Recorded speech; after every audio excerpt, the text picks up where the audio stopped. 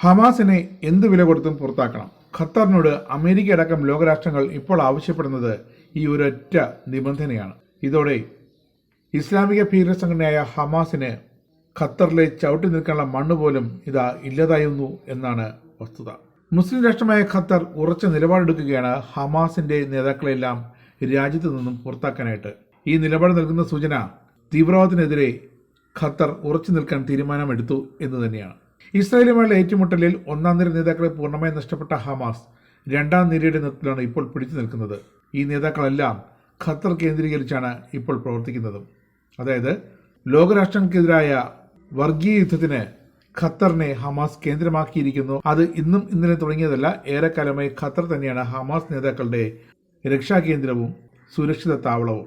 രണ്ടാം നിരയുടെ നേതൃത്വം സമാധാനത്തിന്റെ പാതയിലേക്ക് വരാനോ ഗാസയിൽ വെടിനിർത്തൽ കരാർ സഹകരിക്കാനോ ഒട്ടും കൂട്ടാക്കുന്നില്ല. അവർ ഹമാസിന് വേണ്ടി പോരാട്ടത്തിന്റെ പാതയിൽ തന്നെ തുടരുന്നു. ഈ സാഹചര്യത്തിലാണ് ഹമാസ് ഭീകരരോട് ഖത്തർ വിട്ടുപോകാൻ ഖത്തർ ഭരണകൂടം ആവശ്യപ്പെട്ടിരിക്കുന്നത്. അമേരിക്ക ഈ ആവശ്യം നേരത്തെ തന്നെ ഖത്തറിനോട് ഉന്നയിച്ചിരുന്നു. ജോ ബൈഡൻ ഖത്തർ ഭരണാധികാരികളോട് നേരിട്ട് ആവശ്യപ്പെട്ടിരുന്നു ഹമാസിനെ രാജ്യത്ത് നിന്നും പുറത്താക്കണമെന്ന്. നിയുക്ത പ്രസിഡന്റ് ഡൊണാൾഡ് ട്രംപും ഒന്നുകൂടി ഇത് ആവർത്തിച്ച് ആവശ്യപ്പെട്ട് പ്രഖ്യാപിക്കുകയും ചെയ്തു.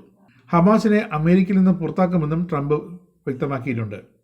മുസ്ലിം രാഷ്ട്രം എന്നത് മാത്രമല്ല, ഹമാസ് അനുകൂല നിലപാടെടുത്ത രാജ്യമായിരുന്നു ഖത്തർ. പക്ഷേ ഇപ്പോഴത് മാറി. വർഷങ്ങളായി ഹമാസിന്റെ മുഖ്യ ഓഫീസ് പ്രവർത്തിക്കുന്നത് ഖത്തറിന്റെ മണ്ണിലാണ്. ഒഴിഞ്ഞുപോകാൻ ഖത്തർ നിർദ്ദേശം നൽകിയെങ്കിൽ അതിന്റെ അർത്ഥം ഹമാസിന് തങ്ങളുടെ ലോക ആസ്ഥാനം നഷ്ടമായി എന്ന് തന്നെയാണ്. ഖത്തർ ഹമാസിനെതിരായ നിലപാടെടുക്കുന്നത് ലോകം ശ്രദ്ധയോടെ നോക്കിക്കാണുകയാണ്. മുസ്ലിം രാജ്യങ്ങളിൽ നിന്നും ഒരുമിച്ച് നിൽക്കുന്ന രീതിയാണ് കണ്ടുവരാറുള്ളത്. പക്ഷേ ഈ നിലപാടിൽ നിന്നുള്ള വ്യതിചലനം ഖത്തറിനെ തീവ്രവാദ മുക്തമാക്കാൻ വേണ്ടി തന്നെയാണ്. ഇസ്ലാമിന്റെ പേരിൽ എന്തിനുമേതിനും തുനിഞ്ഞിറങ്ങിയാൽ കൂടെ നിൽക്കാൻ തങ്ങളെ കിട്ടില്ല, മറ്റുള്ളവർ ബാധ്യസ്ഥരാകില്ല എന്ന സൂചനയാണ് ഖത്തർ ഹമാസിന് നൽകുന്നത്.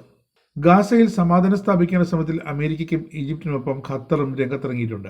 ഹമാസ് വെടിനിർത്തൽ നിർദ്ദേശം തള്ളുകയും ബന്ദികളെ മോചിപ്പിക്കാൻ വിസമ്മതിക്കുകയും ചെയ്തതോടെയാണ് ഹമാസിനെ പുറത്താക്കാൻ ഖത്തറിനോട് അമേരിക്ക ആവശ്യപ്പെട്ടത്. ഇപ്പോൾ കൂടുതൽ രാജ്യങ്ങൾ ഈ ആവശ്യം ഉന്നയിച്ച് ഖത്തറിനെ സമീപിക്കുകയാണ്. അതുകൊണ്ട് തന്നെയാണ് വളരെ വ്യക്തമായൊരു നിലപാട് ഖത്തർ എടുത്തിരിക്കുന്നത്. ഹമാസ് ഭീകരർ തങ്ങളുടെ ആസ്ഥാനം ഖത്തർ ഉപേക്ഷിക്കണം.